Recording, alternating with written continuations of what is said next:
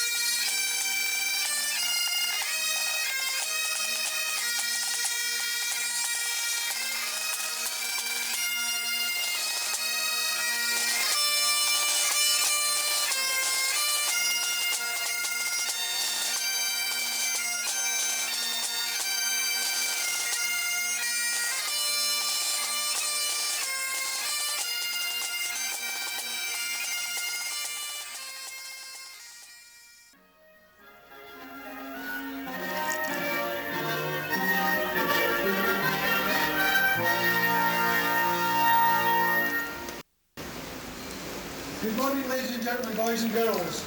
A big welcome to St James's Fair. We have last year's standard bearer, Craig Sweeney, leading on last year's King and Queen, Callum Norris and Rachel Fraser. A special welcome to Lady Jane Dawney, Ewan Robson MSP and Michael Moore MP.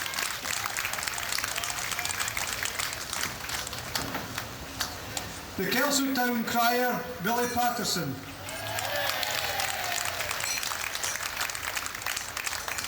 The Provost of Kelso, Margaret Riddle. The Provost of Jedburgh, Len Wise, and the Halberdiers, Turnbull and Scott from Jedburgh.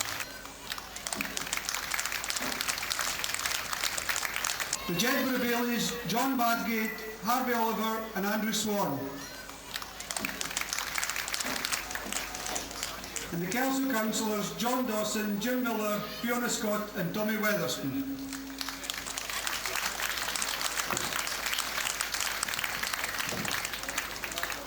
Scottish Borders Councillors, Councillor Alec Nichol and Councillor Andrew Thompson.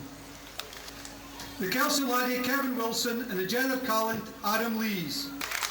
And the right and left hand men from Kelso, Russ Glendinning and Mark Halliday. And a big welcome to our uniformed organisations, led on by the Royal British Legion Standard Bearer. The Girls Brigade,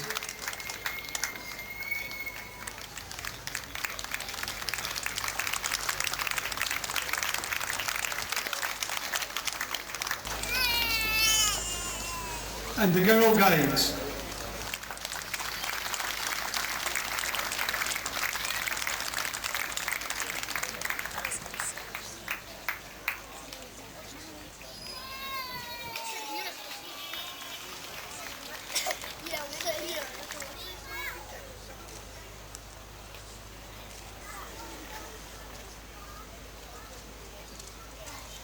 James Fair, organised by Kelso Community Events and celebrating over 850 years of trade in Roxburgh and Kelso.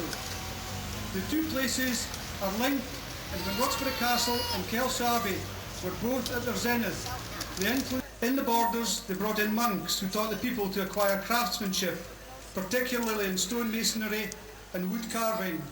Some boroughs wished to establish municipal rights. Sometime around 1153, David I agreed that his 4 royal boroughs, Edinburgh, Stirling, Roxburgh and Berwick, could inaugurate trade associations known as Hanses or guilds.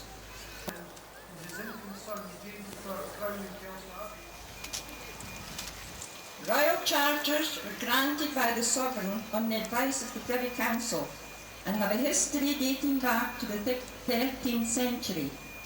St James's Fair was held originally on the first Friday in August at the town of Roxburgh. Some things have changed. I now call on the Provost of the Royal Borough. Oyez, oyez, oyez. Whereas the Fair of St James is to be held this 3rd day of September 2005 and is to continue for the space of 2 days from and after this proclamation.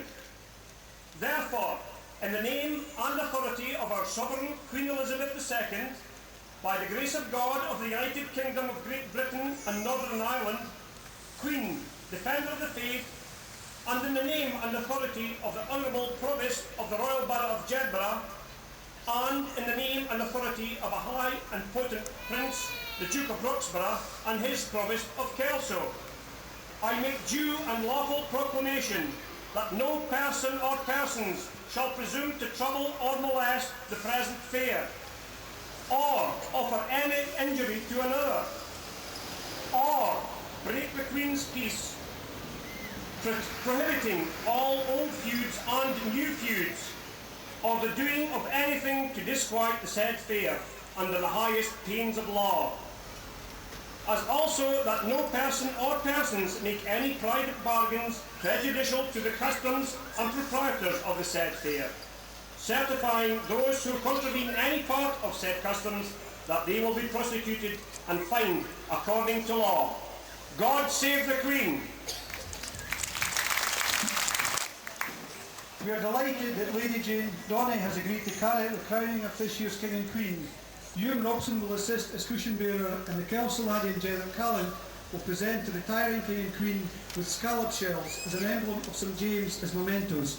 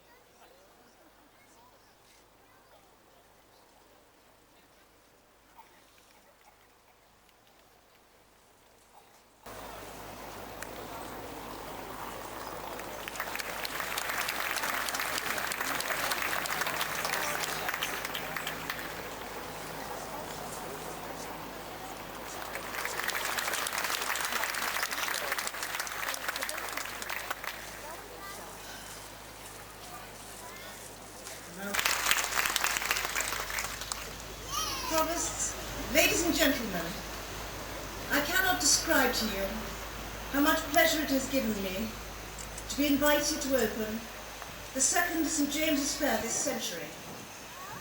And I'm very conscious of the compliment paid to me and my son Charlie, who sadly is unable to attend today as he is on exercise with his regiment in Wales, from where there is no escape. Especially as the adjutant, who obviously knows Charlie quite well by now, has confiscated his car for the duration of the exercise. Apart from one or two largish happenings and the big routes in the past, the resurrection of the St James's Fair must be one of the most bold and ambitious happenings since King James II's newly widowed queen, Mary of Gueldres, crowned her small son at Kelso Abbey, brought the siege of Roxburgh Castle to a successful conclusion, booted out the English, and had the castle demolished. Quite a girl. Yet all wrapped up with modern fun and entertainment, thereby creating a new landmark in the history of these lovely borders, which will create new interest and hopefully great investment for the future. Bringing together our communities. Black is modelling next year's season's sportsman's kit for the intrepid sportsman. If you haven't seen him, you will. This is your fair. The fair will be made special because of you. And thank you very much.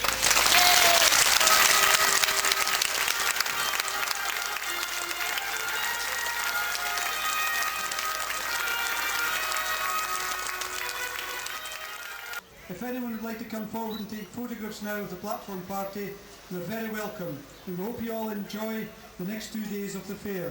Especially with a young Brownie there who's 6 years old today, so it's happy birthday to our young Brownie.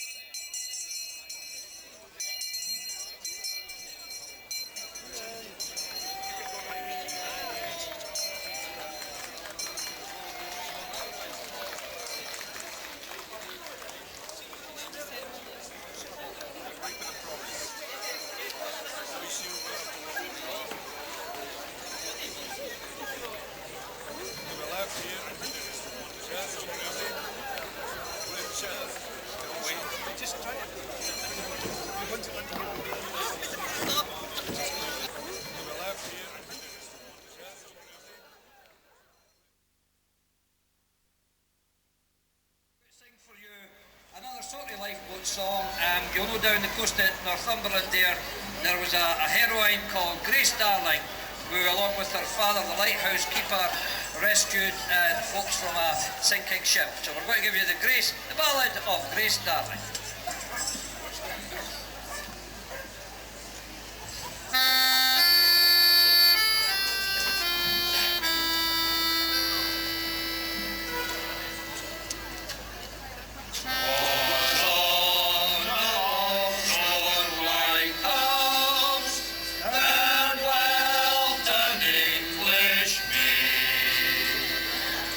You are the era round.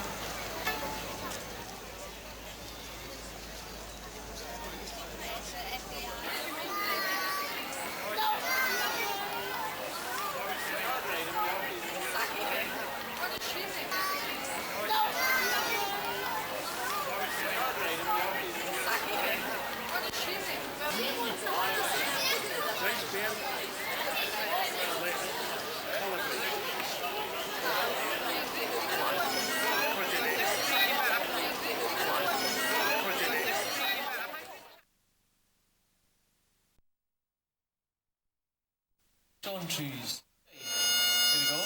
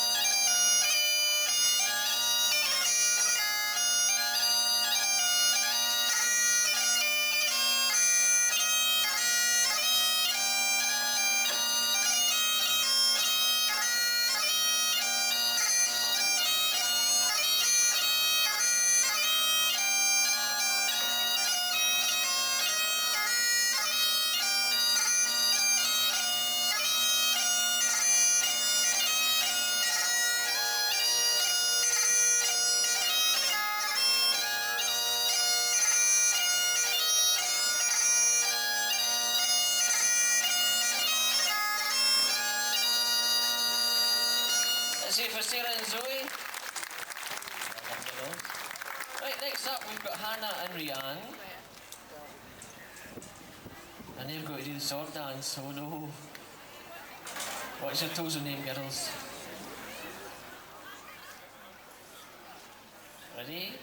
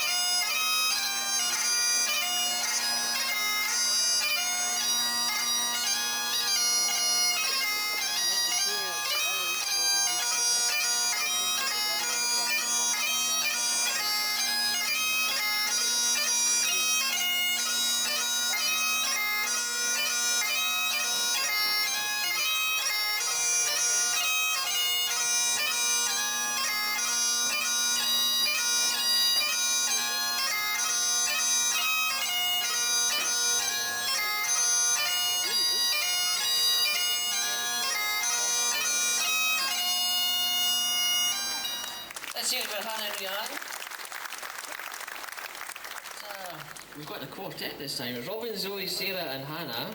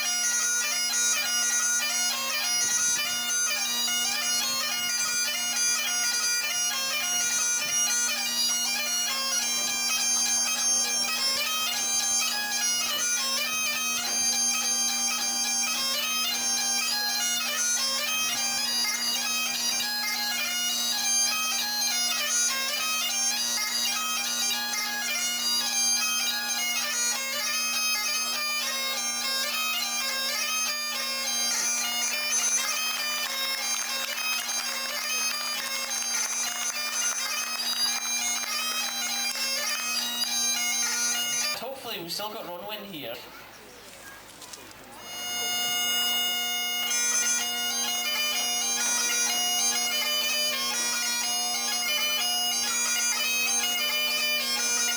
Let's have you all clapping along with this as well.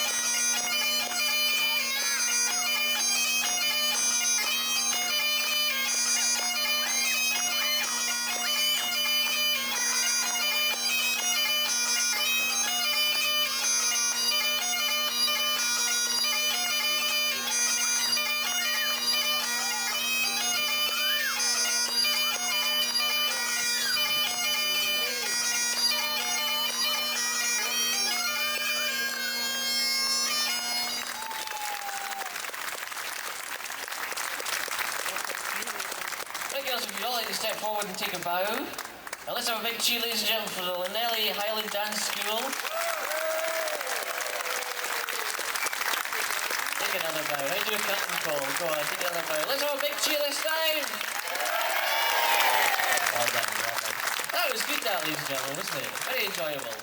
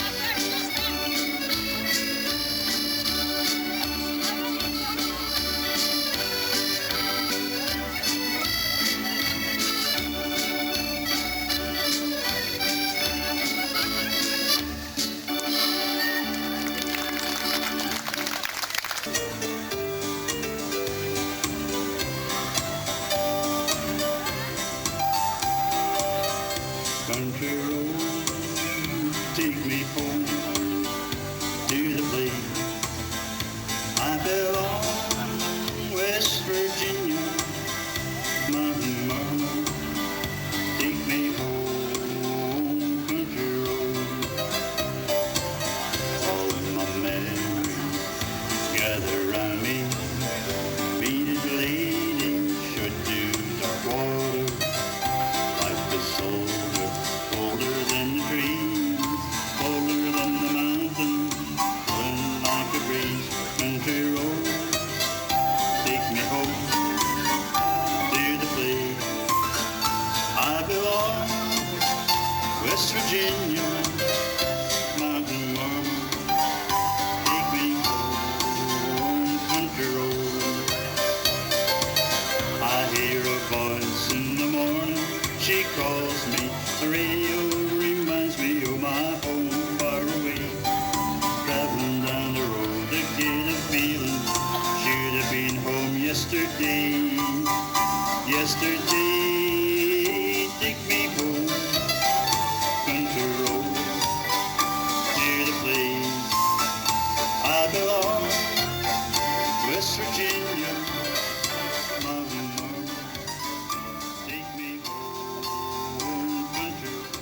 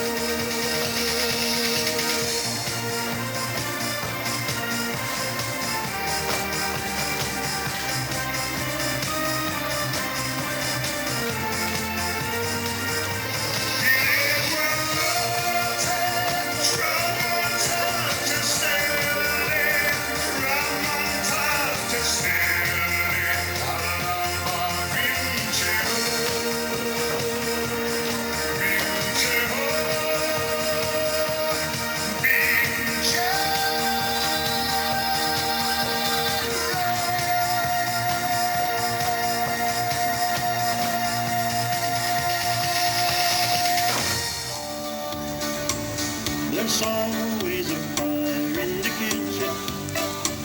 There's always a kettle on the bar. There's no cigar pits and no telephone. The one thing our house is a home. See, many have been said and stood for me through it all. The times may be sad all around us. There's still a word of welcome in the hall. There's always a fire in the kitchen. Always a kettle on the bar. No fancy carpets and no telephone. The one thing our house is a home. The one thing our house is a home. The one thing our house is a home.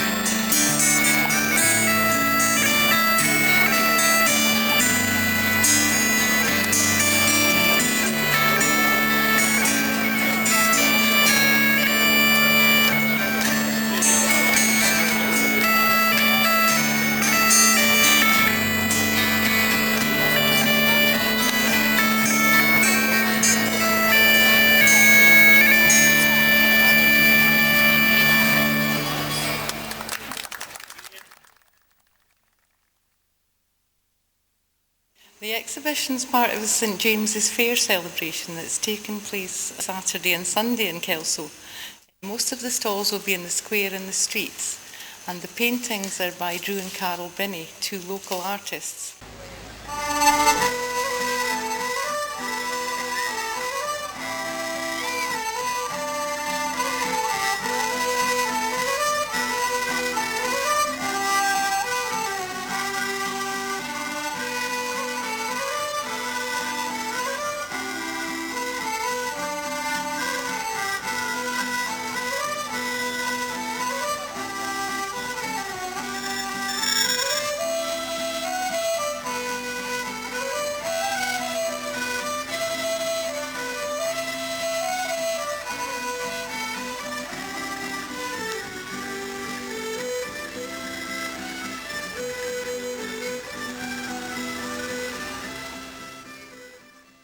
And this part of the exhibition is children from Edenside Primary School in the town.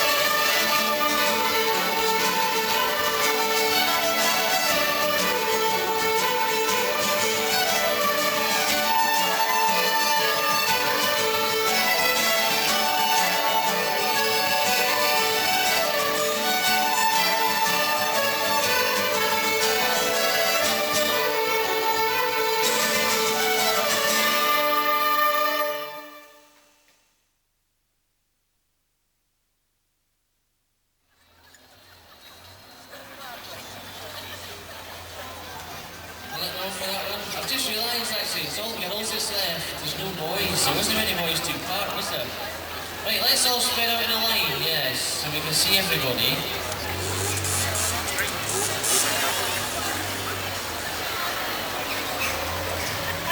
Right, now this time you've really got to dance your socks off. Here's Daniel.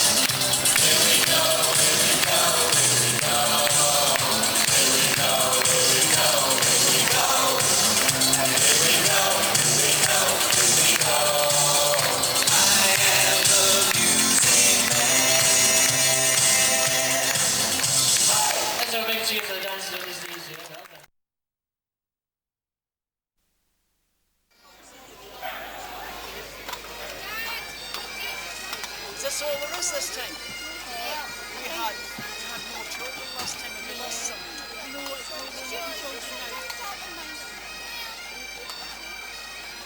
You can get in there, girl. I've got children older than you.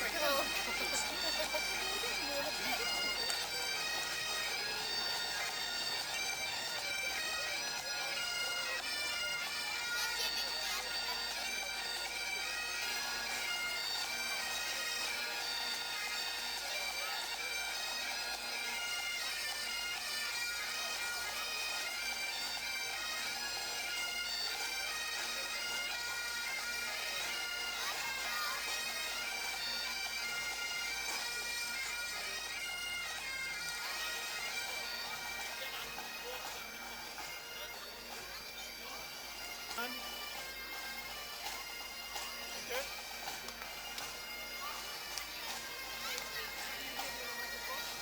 going down to the pub and watch.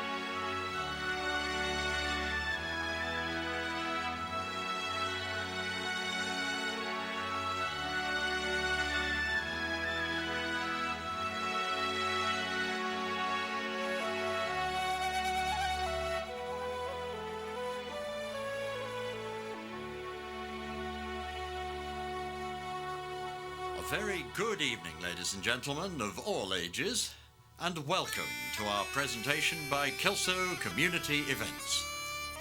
Tonight, we shall tell the story of the great Castle of Roxburgh and the royal borough beyond its gates, and the siege, which was to be the end of both. And you are very much part of that story. We want you to join in with your shouting and cheering whenever the action needs you. And if you're enjoying the show, you can help towards the cost of staging it by making a contribution in the buckets which will be passing among you.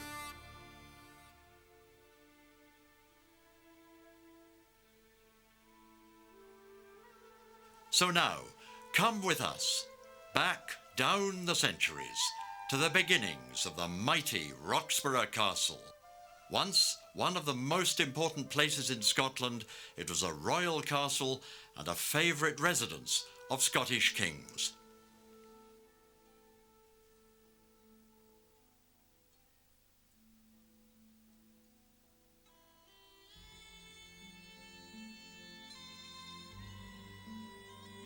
Roxburgh is a natural fortress lying in the angle between the Tweed and the Teviot.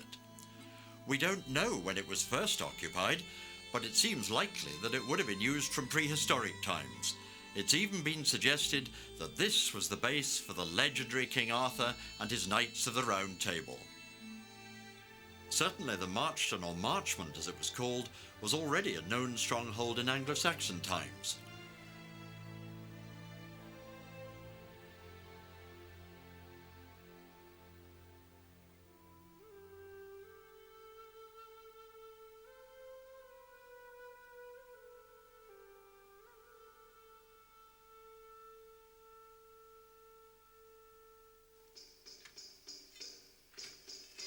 However, it was King David I who built the first real castle on the Marchton around 1120. The early castle probably had earth ramparts and wooden walls, but it was soon rebuilt in stone. At the height of its power, Roxburgh Castle covered a huge area. It had 4 strong towers with walls at least 6 feet thick, and between them walls up to 30 feet high, topped with battlements. Inside the walls there was room for houses, stables, and even the church of St. John the Evangelist. The entrance to the castle was protected by a strong gatehouse and a tunnel through the walls.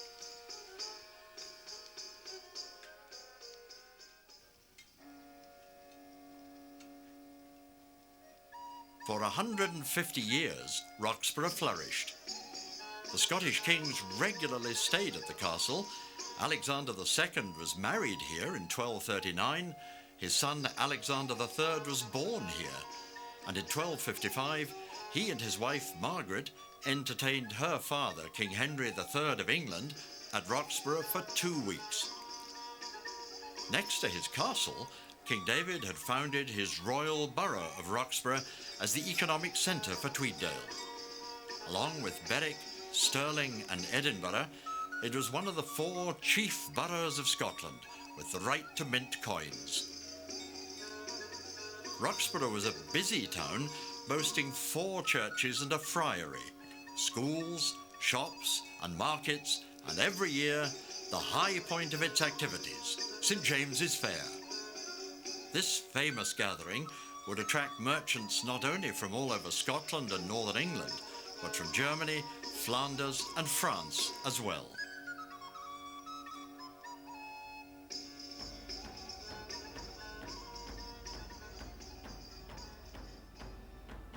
But in 1286, disaster struck Scotland. King Alexander III was thrown from his horse and killed one stormy night, and his only surviving heir died soon after. With the Scottish nobles divided over who should now be king, Edward I of England saw his chance to exploit the situation and push his own claim to be the overlord of Scotland. He chose John Balliol to be a puppet king.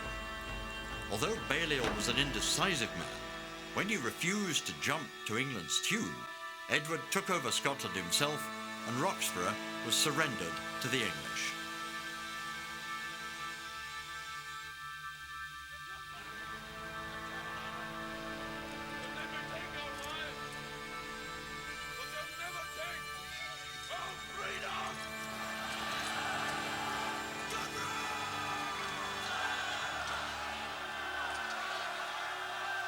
It seemed that Scotland had become no more than a province of England.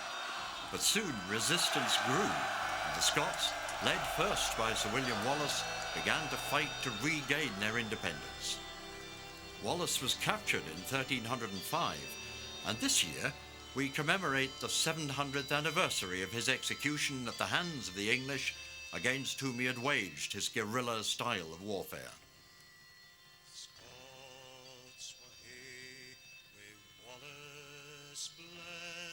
The following year, Robert the Bruce seized the Scottish crown and began a remorseless fight to win back the country's freedom, defeating a vast English army at Bannockburn in 1314, and in 1328, forcing the English king to recognise Scottish independence once again.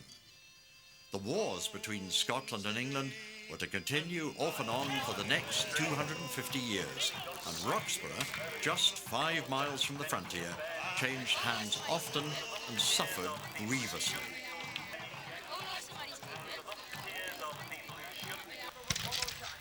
One dark night in February 1314, Roxburgh Castle was recaptured from the English in a surprise attack by Bruce's friend and ally, James Douglas, who crept up to the castle on a feast night with his men disguised as cattle and overwhelmed the drunken occupants.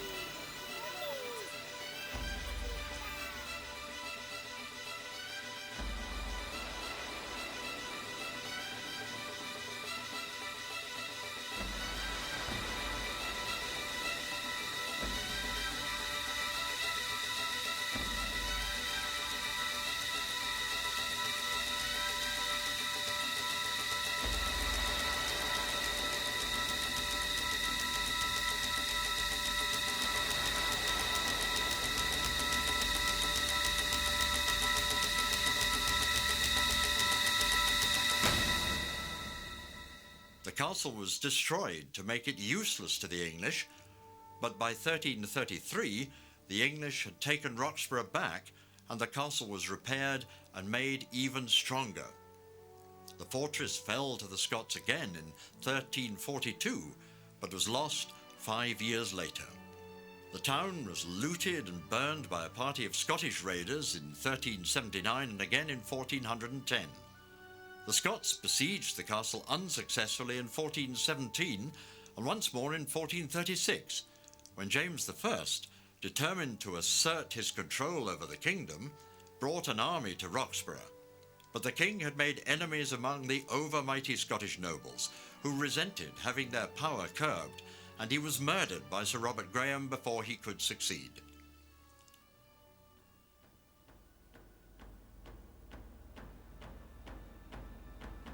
His son, James II, was just 6 years old when he was crowned king at Holyrood. In 1460, James II, grown to manhood, decided to try again where his father had failed and finally recapture Roxburgh. He reckoned correctly that with England embroiled in the internal wars of the Roses, this was a good time to try.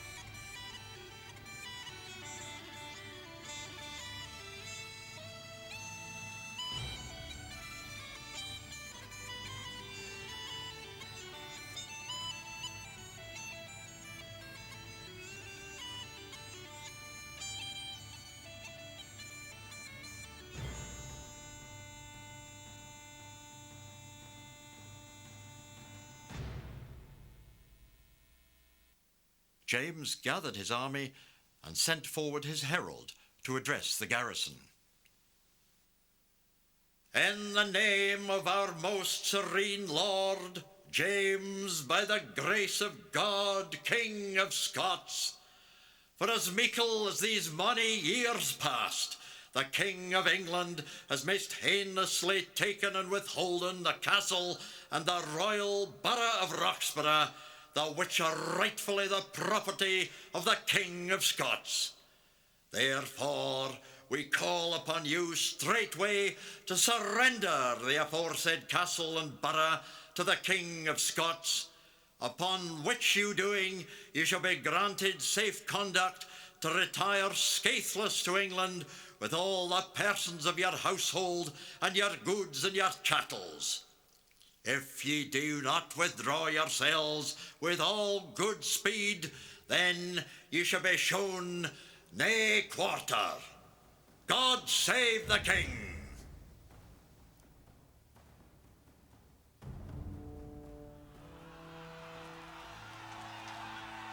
crowd, standing across the River Tweed, just where you're standing now, roared their encouragement to James and his men. But the English garrison, cut off in the north, had no intention of withdrawing, so James drew up his army in battle formation and attacked.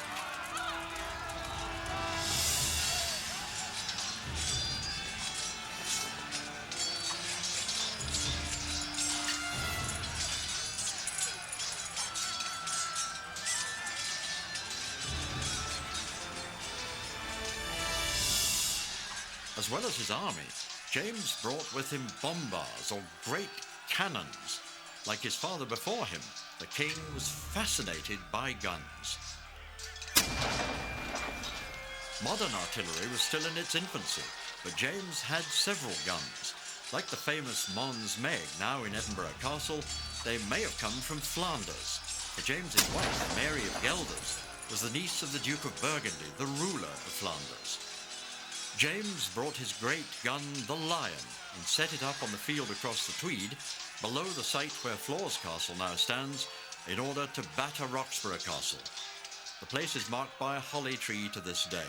And to give the gunners a clear view, the royal borough of Roxburgh was once again burned down.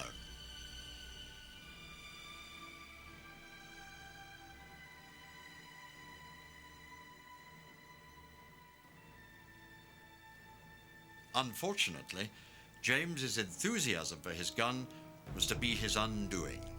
As he stood beside the mighty weapon, watching it fire, it blew apart. Gun barrels in those days were usually made of lengths of iron bound together, and the king was hit by a piece of flying metal.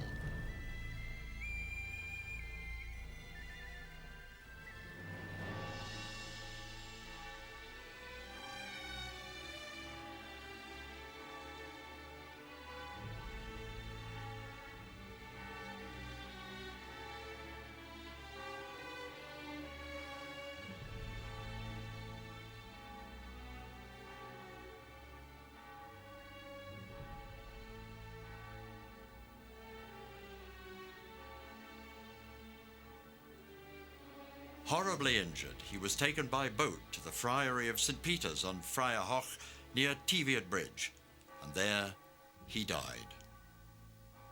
His son, James III, was just 9 years old.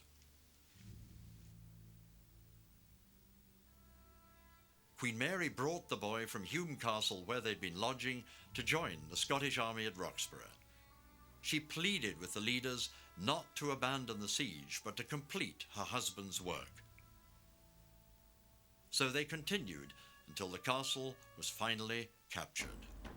But neither the great castle nor the royal borough of Roxburgh ever recovered from the destruction of the siege. The castle lay in ruins, and the town was abandoned to dwindle to an empty field.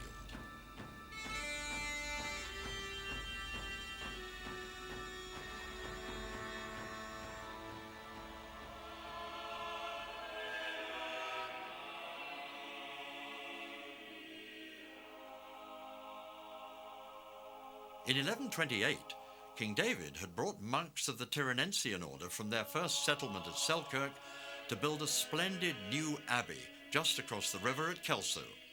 It was to become a centre for learning, famous for its finely decorated, hand-copied books, and one of the largest monasteries in Scotland. And so, after the castle was taken by the Scots, the young King James III was brought to the magnificent abbey at Kelso to be crowned amid great rejoicing.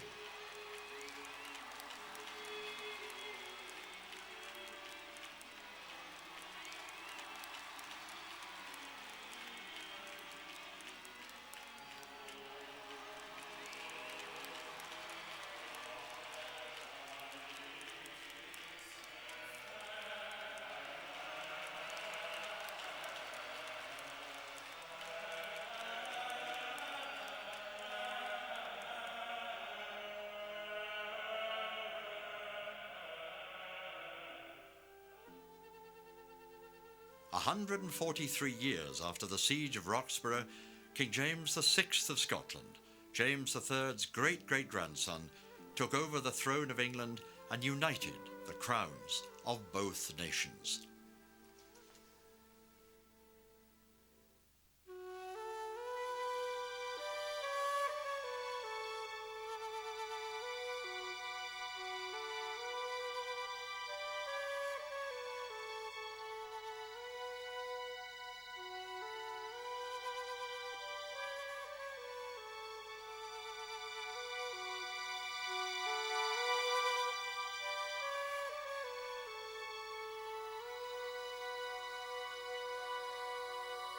For 402 years, both nations have lived united. The wars of independence and the great battles in the border country are now only distant memories. Practically nothing remains of the once mighty walls of Roxburgh Castle, and the royal borough of Roxburgh has vanished beneath the earth. Only the tradition of the great St. James's Fair lives on in the now thriving town of Kelso, the jewel of the borders.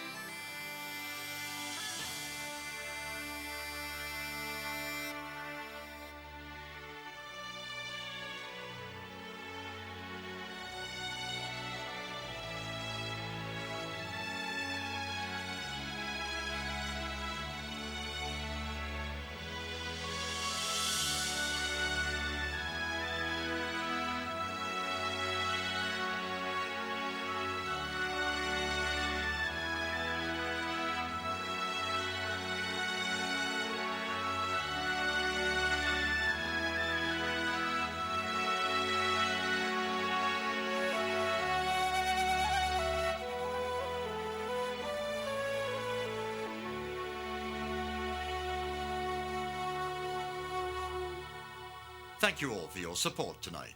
We hope you've enjoyed this presentation by Kelso Community Events.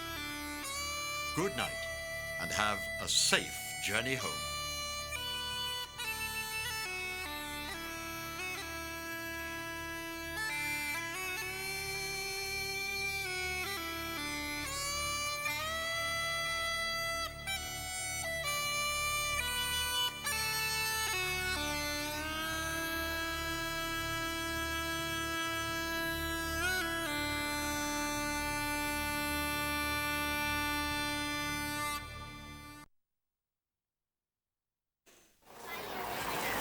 Good afternoon, ladies and gentlemen, boys and girls. Welcome to the closing ceremony of St. James's Fair 2005.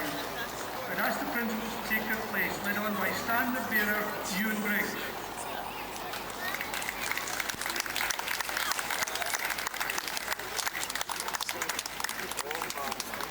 The King, Stuart Briggs.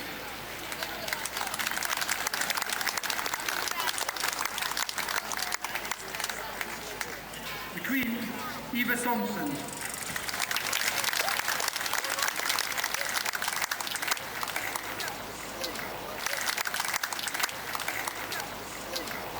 The Provost of Jedburgh, Len Wise.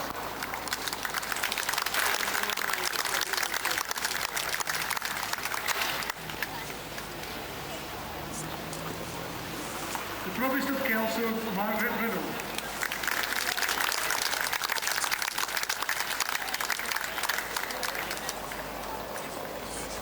Town Crier of Kelso, Billy Patterson.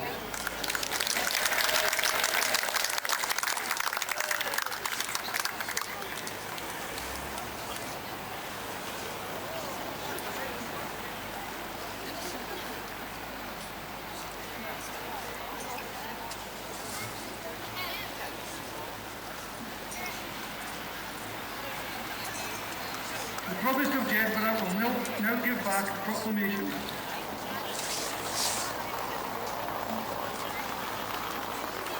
Yesterday morning, it was my privilege and pleasure to proclaim the St. James Fair in the town of Kelso. The fair has run its allotted time, and I hereby proclaim that the fair has come to an end. I request that the Provost of Kelso take into her safekeeping the St. James Fair proclamation.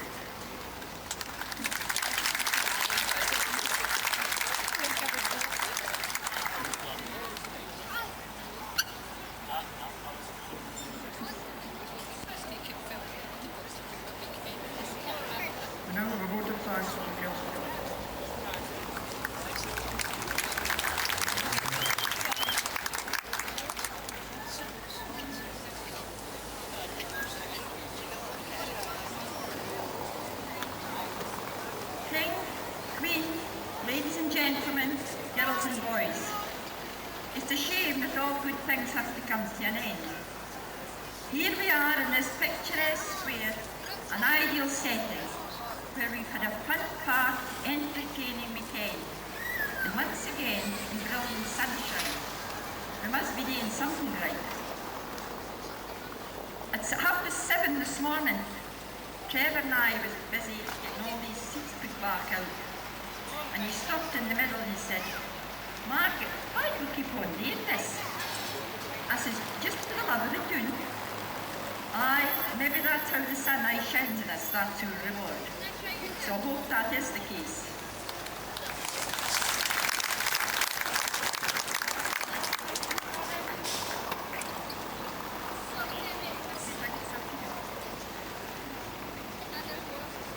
Seriously, on this event like this, it just does not happen. The amount of time and number of people involved is incredible. For those who have the programme, you will see the list of those acknowledged, which is an indication of the wide support the committee has received. Too many for me to mention today, but I must make exceptions of a few who deserve a special mention. Firstly, the King and Queen who stand every year, who have done themselves, their families and the town proud. I think a special applause for these children.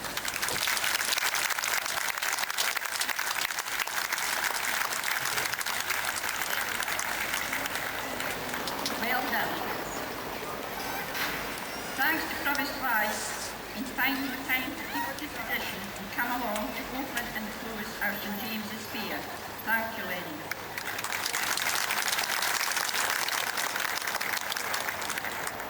To Rosemary McDonald, who has been responsible for the supplying and fitting of costumes.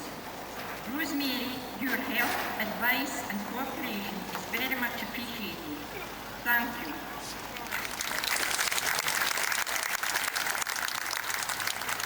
The same goes to Liz Herd, who has been a valuable member of the committee, and it is down to Liz's expertise at the procession, the platform and the ceremony has went off so well. So thank you, Liz.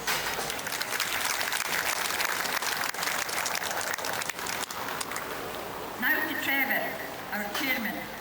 How he enjoys his St James's Fair. He is bubbling over with enthusiasm, and is capable of sharing the enthusiasm with the committee. Sometimes we're a wee bit in doubt, but he's always reassuring. It'll be okay. He has endless energy, always researching the history and finding new ideas. Fiona Livingston, Trevor's right hand, a very hard-working secretary. She has to be complimented for all her efforts in receiving funding, making it possible for this event to take place. Great teamwork. To Trevor, Fiona and committee, as Provost of the town, I thank you sincerely for all your efforts benefiting the town and community, and I look forward to working with you for many more years. I may add that Trevor doesn't always get his own way, as Fiona, Liz and even myself can get on at him. Really, just to keep him on the right track as he can get carried away. It's all right, Trevor, I'm just joking.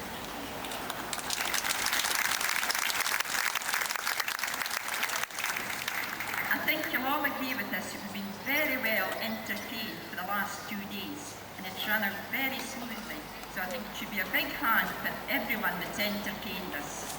Thank you. Our grateful thanks. For all your support, it is that you have made this weekend such a success. Without you, it wouldn't be a failure.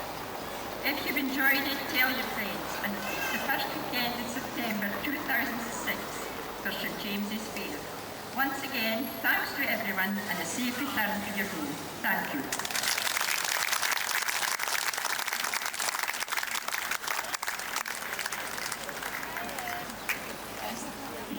The town crier will cry the close of the fair.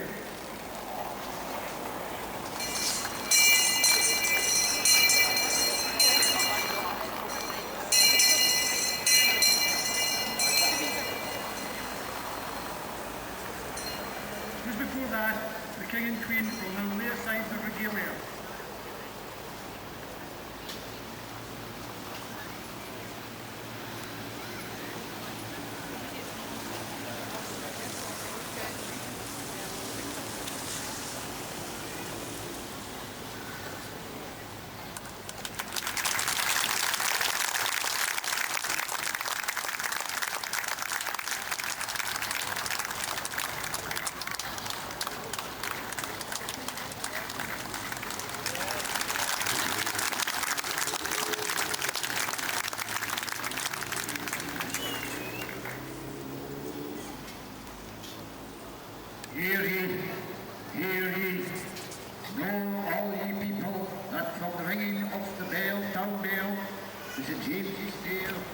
at an end, and no more trade shall take place in the street. Any trader caught trading shall be flogged, and will not be allowed to trade in the square next year.